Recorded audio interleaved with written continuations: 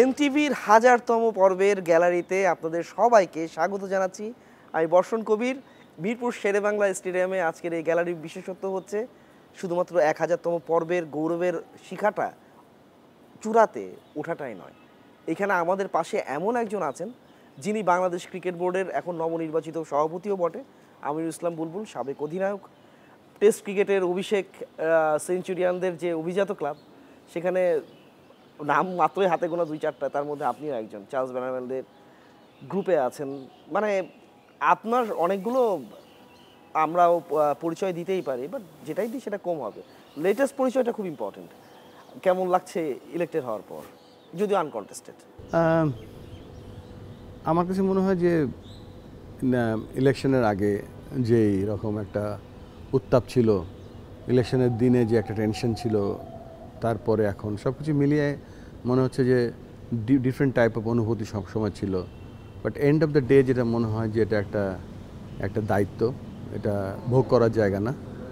এবং তারপরেও আমার কাছে মনে হয় যে এত বড় একটা কঠিন দায়িত্ব, যেখানে বাংলাদেশ ক্রিকেট দাঁড়িয়ে আছে, সেখান থেকে বাংলাদেশ ক্রিকেটকে আরেকটা স্টেজে নিয়ে যাওয়া, তো সব কিছু মিলে মনে হচ্ছে যে এটা একটা অ্যাডিশনাল রেসপন্সিবিলিটি।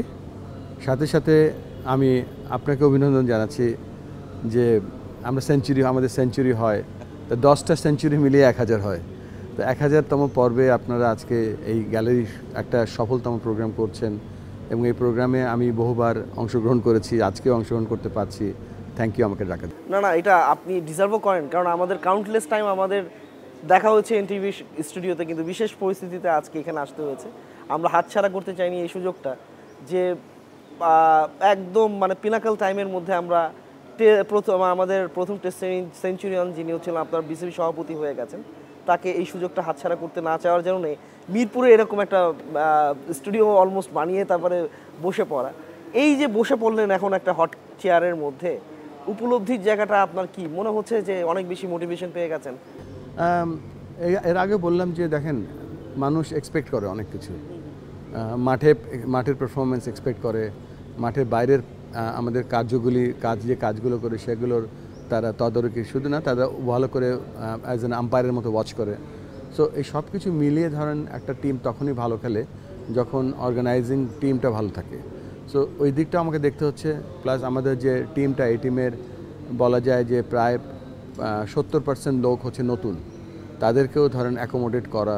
আমি নিজেও যদিও নতুন, তারপরেও আমার কাছে মনে হয় যে সবাইকে একসাথে নিয়ে এগিয়ে চলার যে কাজটা, সেটা করার চেষ্টা করছি। এবং it is a very difficult এবং কঠিন কাজ, তবে সবাই যদি একসাথে কাজ করতে পারি, এটা তখন আর কঠিন থাকবে না। এই বিসিবি ইলেকশনটা বিশেষ মানে বহুমাত্রিক কারণেই আলোচনার খোরাক জুগিয়েছে। মানে কিছু জিনিস আপনি শুনতে হয়তো পছন্দ করবেন না, কিন্তু অ্যান্সারগুলো আশা করি আপনি দেবেন। তার মধ্যে ছিল সরকারি ইন্টারভেনশনের কথা ছিল, তারপর আপনার পছন্দ অপছন্দের ব্যাপারও আসছিল, বিরোধী পক্ষ থেকে বলা হচ্ছিল। বিরোধী পক্ষ আবার অনেক সময় অভিযোগ তুলেছে নোংরামির। তো আপনি তো একসময় প্যারেল সুইপ, তারপর সুইপ শট খুব ভালো খেলতেন।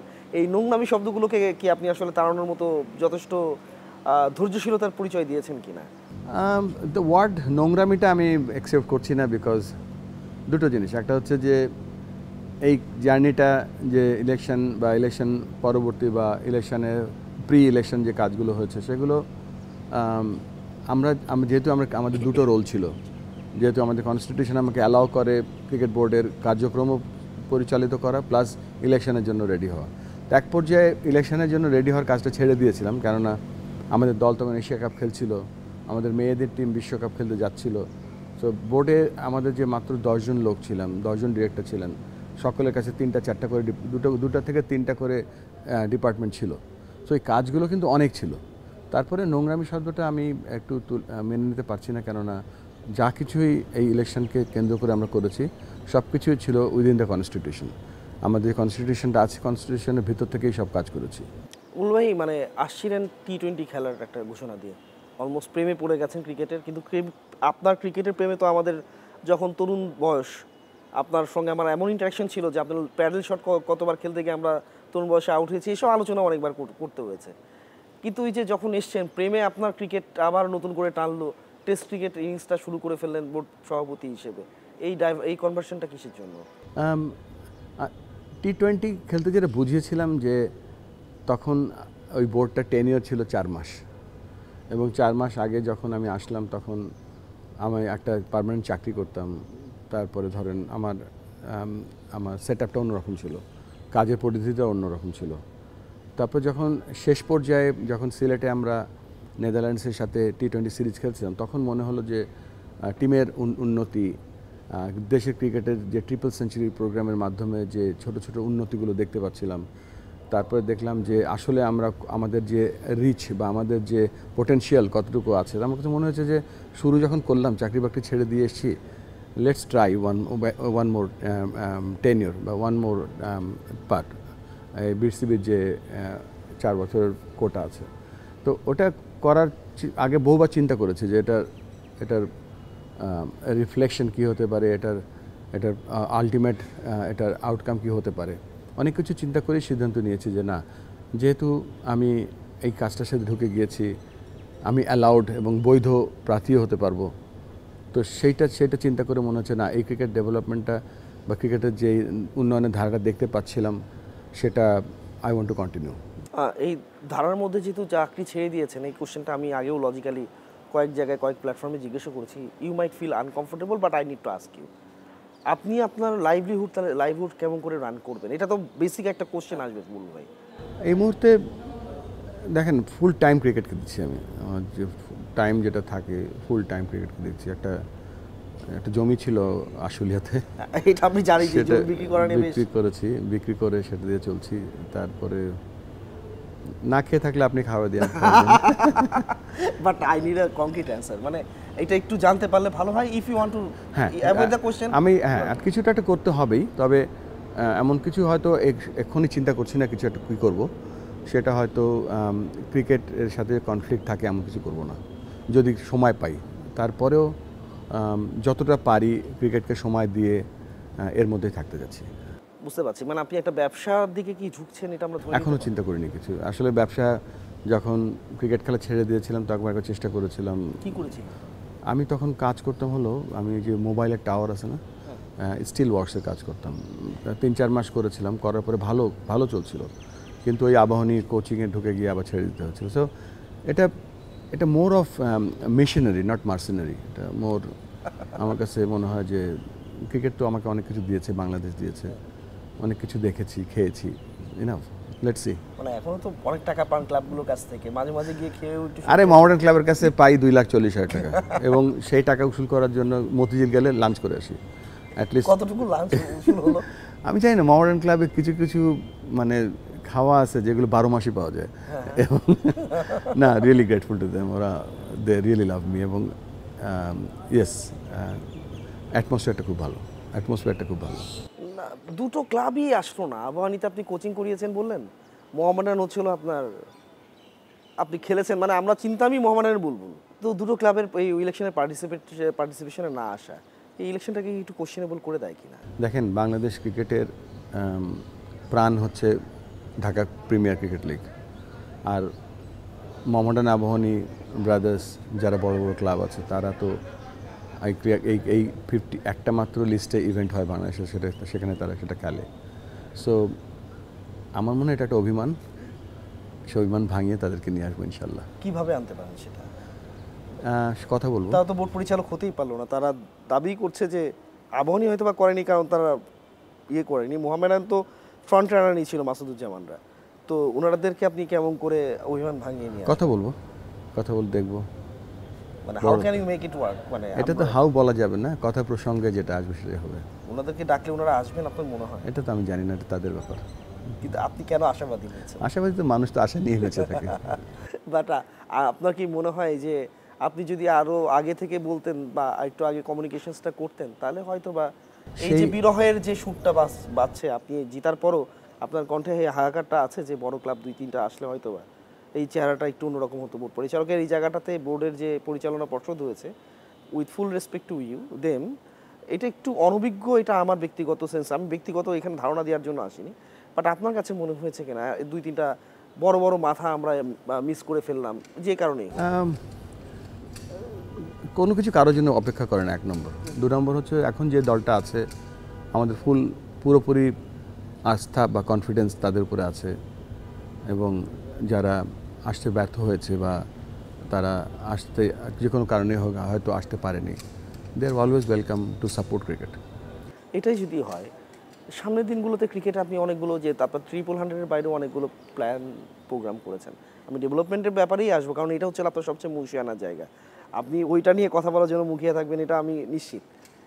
পুল ভাই, কখনো কি মনে হয় যে যারা হেরে গেছে, তারপর আমি একটু জিজ্ঞেস করে নিতে চাই, তাদেরকে মানে তারা এইটার রিয়াকশনটা দিতে পারে, যে কোনো সময় তারা অনেকগুলো অ্যাকশনে যেতে পারে, প্রেস কনফারেন্স ডাকতে পারে, এটা তাদের যদিও রাইট আছে, আপনি বলে এটা ইয়ে করবেন, কিন্তু এটা কি হওয়াটা কতটুকু একজন বোর্ড প্রেসিডেন্ট হিসেবে আপনার কাছে? আপনি যে ওয়ার্ডটা ব্যবহার করলেন হেরে গিয়েছে, হেরে যায়নি, অংশগ্রহণ হয়তো নির্বাচনে বা খেলায় অংশগ্রহণ করেনি, তারা হেরে যায়নি। তাদের প্রতি সম্পূর্ণ রেসপেক্ট এবং তাদের প্রতি সম্পূর্ণ ভালোবাসা সব কিছু জানিয়ে বলছি যে হয়তো তাদের তাদের যে কন্ট্রিবিউশন আমরা অস্বীকার করছি না। They are always most welcome to support Bangladesh cricket. কিন্তু করতে গেলে তো বোর্ড পরিচালকই হয়ে আসতে হতো। পরিচালক না হয়ে তো কন্ট্রিবিউট করা যায়। একটু ধারণা দেন। ধর আমাদের তো এখনও অনেকগুলো কমিটি আছে, তাদের অনেকগুলো সেক্রেটারি, মেম্বার সেক্রেটারি হতে পারে, ভাইস চেয়ারম্যান হতে পারে, নন কাউন্সিলর মেম্বার হতে পারে, অনেক কিছুই আছে। সো সবাই মিলে আমরা চিন্তা করে দেখতে পারি যে আমরা কিভাবে সকলকে অ্যাকোমোডেট করে বাংলাদেশ ক্রিকেটটাকে সামনের দিকে এগিয়ে নিয়ে যেতে পারি। বুল ভাই, এইবার আসি আপনার 300-এর ব্যাপারটা। এটা নিয়ে অনেক কথা আমরা বলেছি, অনেক সময় আপনি বলেছেন বটে। এইবার আসার পর মানে যেটাকে আপনি বেস পয়েন্ট করে আসলে আগাতে যাচ্ছেন, এটার কি মানে আমি শুনছিলাম যে মাদ্রাসা ক্রিকেটও আপনি চালু করতে যাচ্ছেন। এটা একটা ইনোভেটিভ একটা আইডিয়া, যেহেতু আমরা ওই সেক্টরকে অনেক সময় যারা আরবান পিপল তারা একটু দূরে রাখতে চাই। মানে আর কি কি প্ল্যান আছে আর এই মাদ্রাসা ক্রিকেটটা? এখানে যেটা প্ল্যান করছি সেটা দেখেন, আজকে আমরা যে ট্রিপল সেঞ্চুরি প্রোগ্রামটার কথা বলছিলাম সেটা কিন্তু বোর্ডকে এন্ডোর্স করে এগোতে হয়। আজকে বোর্ডের কাছে প্রেজেন্টেশন করেছি সেটা, এবং প্রেজেন্টেশন করার পরে আমরা এখন কোন অবস্থাতে আছি, কতটুকু এগিয়েছি এবং এইটা এগোনোর জন্য আমাদের আর কি কাজ করা উচিত সেই কথাগুলো ডিসকাশনও করেছি আমরা। তবে এখানে একটা ব্যাপার হচ্ছে যে এখানে আমরা নতুন নতুন যে জিনিসগুলো, নতুন বলবো না, দেখেন আমরা কিন্তু 1977-এ আমাদের প্রপার ক্রিকেট ডিসেন্ট্রালাইজেশন ছিল। এই জন্য বলছি যে 77-এ যখন এমসিসি এসেছিল তখন আমরা রাজশাহীতে খেলেছি, ফরিদপুরে খেলেছি, যশোরে খেলেছি, চিটাগংয়ে খেলেছি ক্রিকেট, অবশ্যই ঢাকায় তো খেলেছি। তো তখন যদি আমরা 77-এ ঢাকার বাইরে ওই ক্রিকেট খেলতাম, এখন কেন আমরা খেলতে পারছি না? আমরা যখন 80s-এ যখন ডোমেস্টিক ক্রিকেট খেলতাম তখন আমাদের যে দামাল সামার ক্রিকেট হতো, সেখানে ঢাকার বাইরের যে ক্লাবগুলো চ্যাম্পিয়ন হতো তারা এসে অংশগ্রহণ করতো। সো ডিসেন্ট্রালাইজেশনের ক্রিকেটটা ছিল আমাদের, কিন্তু সেটা নেই। তো সেটা আমরা প্রকৃত প্রফেশনাল ওয়েতে আমরা সেই কাজটা শুরু করে দিয়েছি অলরেডি। আমরা বিভাগগুলোতে আমাদের জেলা ক্রীড়া সংস্থা যেটা ছিল, আমি চেষ্টা করব জেলা ক্রিকেট সংস্থা করার জন্য। তারপরে ধরেন রিজিয়নাল ক্রিকেট সংস্থা করার চেষ্টা করছি আমরা, এবং সেটার মাধ্যমেই আমরা এই যে আজকে ডিসেন্ট্রালাইজেশন ক্রিকেট বা জেলার ক্রিকেট বা উপজেলার ক্রিকেট চালু করতে যাচ্ছি। ডিসেন্ট্রালাইজেশনের অনেকগুলো প্যাটার্ন নিয়ে আপনি কথা বলছিলেন, এটা কি ক্লাব ক্রিকেটও ডিসেন্ট্রালাইজেশনটা করা সম্ভব কিনা? লিস্টে ইভেন্ট কিন্তু এখন শুধুমাত্র ঢাকা প্রিমিয়ার লিগ, আমাদের যে এনসিএলটা হয় সেই এনসিএলটা কিন্তু আগে ছিল শুধু 4 দিনের ক্রিকেট, তারপরে এখন T20 এসছে। আমরা চিন্তা করছি, এখনও আইডিয়া লেভেলে আছে, আমরা হয়তো এনসিএলে হয়তো 50 ওভার ক্রিকেট চালু করতে পারি। আর এখানে গুরুত্বপূর্ণ ব্যাপার হচ্ছে যে এই যে আমাদের রিজিয়নগুলো আছে, জেলাগুলো আছে, জেলাগুলোতে কিন্তু ন্যাশনাল চ্যাম্পিয়নশিপ হয়, বাট আমরা রিজিয়নালি এটা আরও জাঁকজমকপূর্ণ করে আমরা ডিসেন্ট্রালাইজেশনের মাধ্যমে আমরা রিজিয়নাল ক্রিকেট সেখানে চালু করতে চাই প্রথমে। তাহলে অফিস নিয়ে যেগুলো শুরু করেছিলেন এগুলো কি আপনি কিভাবে কনভার্সন? সেগুলো প্রত্যেকটা 4টা বিভাগ, আমাদের এখন 5টা বিভাগ করছি ক্রিকেটের বিভাগ, যেমন রাজশাহী আর রংপুর মিলে একটা বিভাগ, যশোর এবং খুলনা বিভাগ একটা বিভাগ, বরিশাল একটা বিভাগ, সিলেট একটা বিভাগ এবং চিটাগং একটা বিভাগ। তো এই আর ঢাকা, অবশ্যই ঢাকা। তো এই বিভাগগুলো 6টা বিভাগ নিয়ে আমরা কাজ করছি। এই 6টা বিভাগে 6টা বিসিবির ছোটো ছোটো অফিস থাকবে, সেখানে একজন হেড অফ ক্রিকেট থাকবে। তার কাজ হবে যে জেলার কোচগুলো যে আছে তাদেরকে মনিটর করা, তাদের কার্যবিধি কাজগুলো ফলো করা, সেখানে ইভেন্ট রান করা। সো এই ইভেন্টগুলো যখন চালু হয়ে যাবে তখন দেশব্যাপী ক্রিকেটটা চালু হয়ে যাবে। আর একটা নতুন একটা এডুকেশনাল ইনস্টিটিউশন বেসড ইভেন্ট চালু করতে যাচ্ছি। প্রথমে হয়তো ছোটো আকারে করব, একটা প্রাইমারি স্কুলের ইভেন্ট, একটা হাই স্কুলের ইভেন্ট, একটা কলেজ ইভেন্ট এবং একটা ইউনিভার্সিটি ইভেন্ট। এতে হবে কি, আপনি পুরো এডুকেশনাল ইনস্টিটিউশনের যে পাথওয়েটা আছে প্রাইমারি স্কুল থেকে এডুকেশনাল ইনস্টিটিউশন, এই ইউনিভার্সিটি, সব জায়গাতে কিন্তু ক্রিকেট থাকবে। সেখানে কোচ থাকবে, সেখানে কোনো এক ফরম্যাটে খেলা হবে, সো দ্যাট এডুকেশনাল ইনস্টিটিউশনে যারা শুধুমাত্র পড়াশোনা করে তারাও সেখানে ক্রিকেট খেলার সুযোগ পাবে। এটা কি মানে স্কুল ক্রিকেটের পরিপূরক না সম্পূরক? এখন যে স্কুল ক্রিকেটটা হচ্ছে সেটা তার মধ্যে গতিতেই চলবে। হয়তো তার সাথে আমরা অ্যাড করব প্রিমিয়ার প্রাইমারি স্কুল ক্রিকেট, আমরা হয়তো অ্যাড করব কলেজ ক্রিকেট এবং ইউনিভার্সিটি ক্রিকেট।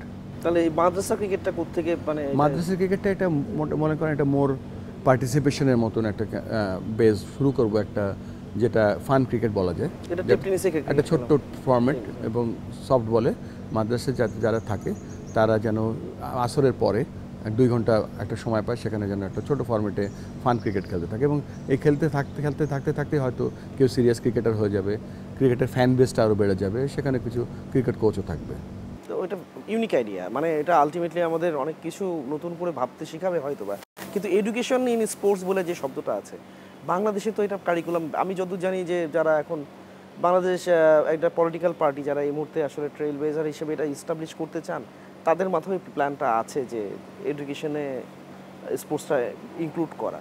এটা কতটুকু চ্যালেঞ্জিং, আপনি বোর্ড প্রেসিডেন্ট হিসেবে কতটুকু মনে করেন চ্যালেঞ্জিং এটা? কারণ আপনি যে জায়গা থেকে এসেছেন, অস্ট্রেলিয়াতে আপনি অনেক বছর ধরে আছেন, মেলবোর্নে আমি যখন গিয়েছি ওখানে দেখেছি যে রাত দিন লোকজন দৌড়ায়, স্পোর্টিং একটা নেশন মানে অস্ট্রেলিয়ানরা। তো এইখানে বাংলাদেশে তো আর সেই কালচারটা নাই। এখানে আপনার এডুকেশন হিসেবে স্পোর্টসটা কতটুকু আপনি মনে করেন যে নিতে পারেন? আমরা 2টো মিটিং করেছি আমাদের শিক্ষা মন্ত্রণালয়ের সাথে এবং 2টো মিটিংয়ে খুব ফ্রুটফুল ছিল। আমরা যেটা চেষ্টা করছি সেটা দেখেন, ক্রিকেট খেলাটা ফুটবল খেলা বা অন্য খেলার মতো না, এখানে একটা বেসিক ইনফ্রাস্ট্রাকচারের দরকার হয়। এই খেলাটা একটু ইউনিক, এখানে কোচ দরকার হয়, এখানে একটা কারিকুলাম দরকার হয়। তো ওই জিনিসগুলি নিয়ে এর মধ্যে কাজ করছি যাতে আমাদের যে সরকারি স্কুলগুলো আছে, 43,000 স্কুল আছে, শুধুমাত্র মিডল স্কুল বা হাই স্কুল বলা যায়। তো আমরা এই হয়তো 43,000 তো সম্ভব হবে না, আস্তে আস্তে আমরা এই 43,000 পুরো নাম্বারটা ক্রিকেটের ক্রিকেটের যে ভ্যালুস, ক্রিকেট খেলার যে আনন্দ, ক্রিকেট খেললে যে জাতীয় দলে খেলতে পারে, সেই জিনিসটা আমরা প্রয়োগ করার চেষ্টা করব। ফ্যান্টাস্টিক। এটা যদি আমরা একটু এবার ন্যাশনাল টিমের দিকে তাকাই, আমরা জানি যে ভারত, অস্ট্রেলিয়া এবং ইংল্যান্ডের যে স্ট্রাকচার এটা ডিফিকাল্ট টু ওভারকাম। ধরে নিচ্ছি নিউজিল্যান্ডেরটাও তাই। 5 নম্বর জায়গাটা নিয়ে কি আপনারা চিন্তা ভাবনা করবেন, না 10 থেকে শুধুমাত্র 8 সাথে উঠলে আমরা খুশি থাকবো? আপনাদের ভিশনটা কি? আমাদের একটা ক্লিন ক্রিকেট পাথওয়ে থাকতে হবে, একটা ট্রান্সপারেন্সি ডেভেলপমেন্ট থাকতে হবে, ট্রান্সপারেন্ট এবং শুধু ট্রান্সপারেন্ট না, এটা একটা সাস্টেনেবল ডেভেলপমেন্ট থাকতে হবে, অনেক ফেসিলিটি থাকতে হবে। আমি এবার ক্রিকেট বোর্ডের দায়িত্ব আজকে নেওয়ার পরেই আমি নিজে গ্রাউন্ডস কমিটির দায়িত্ব নিয়েছি, যেখানে আমার কাছে মনে হয়েছে যে indoor important, pitch important, outfield important. So এই ফ্যাসিলিটিগুলো যদি আমরা ডেভেলপ করতে পারি, আমরা যদি প্রতিযোগিতামূলক ক্রিকেট সব জায়গায় আয়োজন করতে পারি, অটোমেটিক্যালি আমাদের অবস্থানটা চেঞ্জ হয়ে যাবে। উল ভাই, মানে এই যে ভিশনটা, এটা কি অবস্টাকল হিসেবে আপনি আপনার প্রতিপক্ষকেও দেখেন কি না? অনেকগুলো মানে অনেকে বলতে পারেন যে আপনি যদি এখন তাদের জায়গায় থাকতেন, এটা কি চাইলে আইসিসির কাছে গিয়ে তারা করলে কি সেটা আবার একটা খড়গ নেমে আসার আশঙ্কা থেকে যায় কি না? বা আপনি কি আবার, আমরা শুনছিলাম যে একটা পর্যায়ে মানে আপনি হয়তো বেশি দিন কন্টিনিউ নাও করতে পারেন, এটা কি এটা মেয়ার স্পেকুলেশন না এটার মধ্যে কোনো কিছু আছে? এটা আল্লাহ তাআলা জানে মানুষের কখন কী হবে না হবে। তবে প্রথমে যে কোশ্চেনটা করলেন যে আমাদের এই ইলেকশনটা কিন্তু স্মুথ ইলেকশন হয়েছে। যদি আমরা কোর্টের দ্বারা আমাদের যদি কোনো কারণে যদি এই ইলেকশনটা ব্যাহত হতো, তাহলে এটা আনস্মুথ হতো, তখন হয়তো আইসিসি কোশ্চেন করতেন। বাট সোফার এখানে কোশ্চেন করার মতো কিছু নেই। এখানে একটা ইলেকশন হয়েছে, ইলেকশন পরে পরে একটা বোর্ড এসছে, সো ইটস ভেরি ক্লিয়ার। একটা কথা উঠেছিল মাঝখানে, তামিম ইকবাল নাকি বিরাট কোহলিকে মেল করেছে এবং গৌরব সাক্সেনা যিনি হচ্ছেন, মানে আমি আর বেশি ইন্টারাকশনে না যাই, এমন ঘটনা কি আসলে কোনো রকম সত্যতা আপনি পেয়েছেন কিনা? যেহেতু আইসিসির সঙ্গে আপনার connectivity, being the board president of Bangladesh, আপনার সঙ্গে ছিল। এরকম কিছু আমি শুনিনি, আমি এক্সপিরিয়েন্স করিনি এমন কিছু। আর গৌরব তো আমাদের ধরেন আমরা গুড ফ্রেন্ডস, এখন আইসিসির হেড অফ ইভেন্টস। আমার মনে হয় না ওইসব ব্যাপার জানে বা আমি কিছু জানি। I don't know anything about it. বাংলাদেশের ক্রিকেটের যে স্ট্রাকচারে আমরা অনেক কিছু লুপহোলগুলো, আপনি অনেক কিছু মানে বিং আ ডেভেলপমেন্ট অফিসার, আপনি যে কাজটা করেছেন, এটার রিফ্লেকশন কি আমরা এই বোর্ডে দেখতে পাবো কিনা? সেই অভিজ্ঞতাটা তো অবশ্যই আমার পুঁজি। দেখেন আমি এই ক্রিকেট উন্নয়নের কাজ করতে গিয়ে এসিসিতে ডেভেলপমেন্ট অফিসার হিসেবে প্রায় 8.5 বছর কাজ করেছি। আইসিসিতে অ্যাজ এ ডেভেলপমেন্ট ম্যানেজার হিসেবে গত 10 বছর কাজ করেছি। আমি ক্রিকেট খেলেছি, আমি একজন কোয়ালিফাইড কোচ শুধু না, আমি লেভেল 3 টিউটর বা মাস্টার এডুকেটর বলা যায়। সো এই কথাগুলো বলার কারণ হচ্ছে যে আই হ্যাভ এ প্যাকেজ, এবং এই যে এশিয়ার যে 20টা দেশ ক্রিকেট খেলে অ্যাসোসিয়েট মেম্বার্স, এদের সমস্ত ডেভেলপমেন্ট বলতে বোঝাচ্ছি তাদের ফান্ডিং, তাদের ফাইন্যান্স, তাদের অপারেশনস, তাদের এজিএম মিটিংস। তো এই কাজগুলো করার পরে যে ক্রিকেটের সাথে, কোচিংয়ের সাথে, ডেভেলপমেন্টের সাথে এই অ্যাডমিনিস্ট্রেটিভ কাজগুলো যে শিখেছি, সেগুলোর হয়তো কপি পেস্ট করা যাবে না। বাংলাদেশের কালচারে বাংলাদেশের জন্য যতটুকু প্রয়োজন সেটা অবশ্যই সেই লক্ষ্যে ব্যবহার করব, এবং আমি চেষ্টা করি এক্সপিরিয়েন্সটা যাতে আমার নিজের কাছে না রেখে শেয়ার করার জন্য। রুল ভাই, বাংলাদেশে যখন আপনি ক্রিকেট খেলতেন তখনও সিসা ম্যাচটা আমরা শুনতাম, সেটা হয়তো আন্তর্জাতিকভাবেও আমরা এখন জানি। আমি যাচ্ছি কোন দিকে আপনি নিশ্চয়ই বুঝতে পারছেন।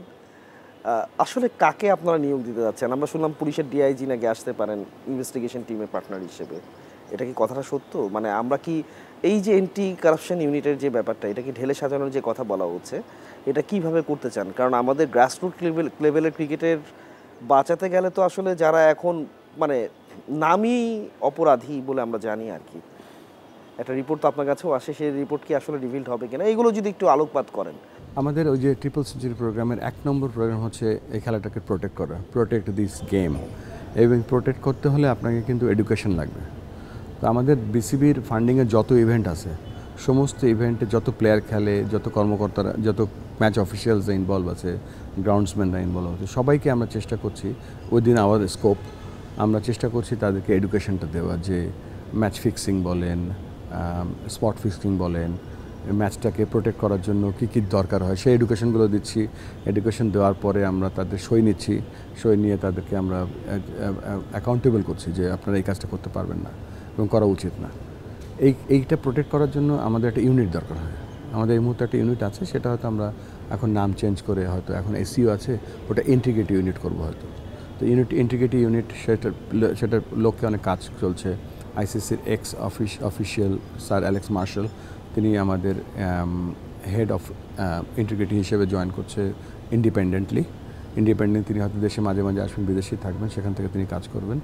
এবং এইসব কথা বলার মূল কারণ যেটা হচ্ছে, সেটা হচ্ছে যে আমরা এই ডিপার্টমেন্টটাকে অ্যাক্টিভ করছি, এবং এই ডিপার্টমেন্টটা যেন তারা ইন্ডিপেন্ডেন্টলি কাজ করতে পারে এবং এই খেলাটাকে রক্ষা করতে পারে, সেটাই হবে তাদের প্রধান লক্ষ্য। এই কাজটা কতটুকু ডিফিকাল্ট? মানে সার্ভেলেন্স, অনেক কিছু ইকুইপমেন্টও তো দরকার হবে। মানে আপনার কি মনে হয় আমরা সেই জায়গায় যেতে পারবো?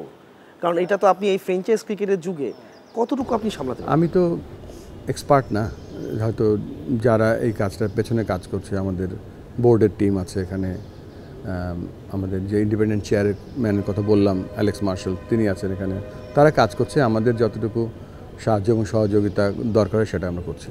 আপনারা যে স্টেপগুলো নিয়েছেন এখনো পর্যন্ত, একটা রিভিলিং পার্ট কি কখনো আসবে, না ভেতরে ভেতরে আপনারা এটা কাজটা শেষ করবেন? এই কাজটা আমরা অফকোর্স ভেতরে করব না, যতটুকু ভেতরে থাকে ততটুকু করব, যতটুকু প্রকাশ করার দরকার ততটুকু আমরা প্রকাশ করব। তবে এন্ড অফ দ্য ডে আইন, ক্রিকেটের ভ্যালিউস এবং ক্রিকেটটাকে রক্ষা করার জন্য কাজগুলো, সেগুলো আমরা করে যাব। এখন ইন্টারন্যাশনাল ক্রিকেটে বাংলাদেশে যে আপনারা যাচ্ছেন, আপনি অনেক কথাই বলছিলেন, আমরা আসলে র্যাঙ্কড কত নম্বরে হতে পারলে আপনার মনে হবে যে আপনি 4 বছর পর যখন টেনিউরটা শেষ করবেন, কত নম্বরে হলে আপনার মনে হবে যে? এটা ডিফিকাল্ট বলা। এটা তো ধরেন শুধু র্যাঙ্ক তো আমার উপরে নির্ভর করছে না, আরেকটা 3rd and 4th টিমও খেলে এখানে। আমরা একটা দেখেন, এই যে টি-20 টিমটা যেটা খেলছে এখন শারজাতে আছে, তারা টি-20 খেললো, তারা 4টা সিরিজ জিতলো। তারা আফগানিস্তান কিন্তু শুরু করেছিল আমাদের আপার হ্যান্ড থেকে, আমরা তাদেরকে হোয়াইট ওয়াশ করলাম। এখন একদিনের ক্রিকেটের যে চ্যালেঞ্জটা সামনে আসে সেটা আসবে, তারপরে টেস্ট ম্যাচ আছে। তো সব কিছু মিলিয়ে আমার কাছে মনে হয় যে উইদাউট কমেন্টিং এনিথিং, আমি এই টিমটাকে একটা ইন্ডিপেন্ডেন্ট টিম করি। এখন ধরেন আজকে তাসকিন নেই তো কালকে মুস্তাফিজ নেই, তারপরে শরীফুল বল করছে, তানজিম বল করছে, সাইফুদ্দিন বল করছে, শুধু এই একটা উদাহরণ দিলাম। তবে আমার কাছে মনে হয় এই টিমটার দলের যে স্পিরিট, ফিটনেস, এগুলো আমার কাছে মনে হচ্ছে ওয়ার্ল্ড ক্লাস। তবে এখানে ব্যাটিংটা আমার কাছে মনে হচ্ছে স্পেশালি মিডল অর্ডার, এই গ্যাপটা আমাদের যত তাড়াতাড়ি সম্ভব আমাদের পুষিয়ে ফেলতে হবে। এটা কি ব্যাটিং কনসালটেন্ট তাহলে আপনি যাচ্ছেন, মানে ব্যাটিং কনসালটেশনের কথাটা যদি আমরা আপনারা জানেন যে আমরা কদিন আগেই আমাদের কিছু এক্সটেস্ট প্লেয়ার ইনক্লুডিং মাহমুদুল্লাহ রিয়াদ, তো আমরা একটা নতুন কোর্স করিয়েছি যেটা হচ্ছে স্কোরিং রানস। তো আমরা স্পেশালিস্ট ব্যাটিং কোচ তৈরি করা শুরু করে দিয়েছি।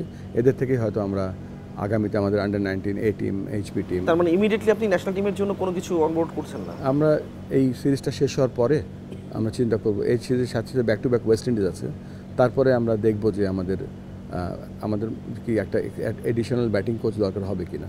আমি খুব শেষের দিকে চলে এসেছি, যেহেতু পলিটিক্স দিয়ে শুরু হয়েছিল, মানে ক্রিকেট পলিটিক্স, টেবিলের খেলা এখন খেলছেন, এখন তো একসময় মাঠের খেলা খেলতেন, মানে দ্যাট এক্সপিরিয়েন্স ইজ সামথিং। এখন যেহেতু আবার ঢাকা ক্লাব ক্রিকেট থেকে শুরু করে অনেক জায়গা থেকে আপনার প্রত্যুত্তর দেওয়া হচ্ছে যে অসহযোগ করা হতে পারে বা সামনের দিনগুলোতে পার্টিসিপেট না করতে পারে বা খুব কম দামের দল করতে পারে, এইগুলো সামাল দেওয়ার জন্য কামরুল ইসলাম বুলবুল মানে ডিফেন্সিভ মেথডে আছেন কিনা? ডিফেন্সিভ না, একটা অ্যাটাকিংও না, যে বলটা ছেড়ে দেবো, মোর কোঅপারেটিভ টেস্ট ইনিংস খেলছি, যতটা বলকে রেসপেক্ট করার দরকার ততটুকু করবো। লুজ বলকে অবশ্যই মারবো, তবে মনোভাব যেটা থাকবে উইকেটে টিকে থেকে একটা কোঅপারেটিভ মেন্টালিটি নিয়ে কাজ করা। কিন্তু এই জিনিসগুলো কতটুকু অকারিং, মানে আপনার মধ্যে কি মাথার মধ্যে কি কাজ করা শুরু করেছে কিনা? না, এটা এই মুহূর্তে এই আমাদের যেমন তামিম ইকবালের মতো এত বড় হেভিওয়েট একজন প্রার্থী, কিন্তু এখন হচ্ছিল মোটামুটি গ্যালারিতে, মানে এরকম গ্যালারিতে বসে কিন্তু তাকে আসলে দেখতে হচ্ছে সব কিছু। এই মুহূর্তে আমাদের বোর্ডের বয়স একদিনও হয়নি, সো একটু সময় লাগবে আমাদের নিজেদের মধ্যে বোঝাপড়া, জানাশোনা, তারপরে আমরা হয়তো পরবর্তী স্টেপ নেব। বাট এখানে আজকে বোর্ড মিটিংয়ে দুটো জিনিস ক্লিয়ার করেছি যে আমাদের বোর্ডের যারা কাউন্সিলর আছেন তারা একজন নেতা, তারা একজন তার এলাকার তার ক্লাবের ক্রিকেট প্রেসিডেন্ট বা ক্রিকেট প্রধান, আরেকটা হচ্ছে যে হয়তো আমি প্রেসিডেন্ট, ফারুক ভাই এবং শাকত ভাই হয়তো তারা ভাইস প্রেসিডেন্ট, কিন্তু আমরা সকলে ক্রিকেট ডিরেক্টর, বাংলাদেশ ক্রিকেট বোর্ডের ডিরেক্টর। সো আমাদের প্রথম মর্যাদা, প্রথম কাজ হচ্ছে আমরা আর সকলের মতো একটা ডিরেক্টর, তারপর এডিশনাল রোল হিসেবে অন্যান্য কাজগুলো করছি। আমি ইসলাম বুলবুল, আপনাকে অসংখ্য ধন্যবাদ। আজকের গ্যালারিতে মানে এটা 1000তম গ্যালারি, এবং এই জায়গাতে আপনাকে পাওয়াটাও একটা আমাদের জন্য মানে সুখস্মৃতি হয়ে থাকবে। আর আপনার যে জার্নিটা, নতুন জার্নি, এটাও 145 রানের ইনিংসটাকে ছাপিয়ে যাওয়ার আশা করি মানে এক ধরনের বার্তা দিচ্ছে। যাই না এই বাউন্সার কতক্ষণ পর্যন্ত সামলাতে পারবেন। Wishing you all the best. বেঁচে থাকি আর না বেঁচে থাকি, ধরেন আপনার 1000তম হলো, হয়তো 10,000 পর্বত হয়তো থাকার, বেঁচে থাকি যেন দোয়া করবেন সেদিনটা ইনশাআল্লাহ। আর আপনাদের এই প্রোগ্রামের সর্বাঙ্গের সব কিছুর মঙ্গল কামনা করছি। অফকোর্স রেগুলার দেখি। Thank you. প্রিয় দর্শক, এই গ্যালারি 1000তম গ্যালারি, এবং এই পর্বে আমাদের অতিথি ছিলেন আমিনুল ইসলাম বুলবুল, যিনি বাংলাদেশ ক্রিকেট বোর্ডের বর্তমানে নির্বাচিত সভাপতি। আগামী সপ্তাহে যখন আসবো, ক্রিকেট বোর্ডের বয়সটা হয়ে যাবে মাত্র 8 দিন। দেখি তখন পর্যন্ত তারা কি করেন। ধন্যবাদ সবাইকে।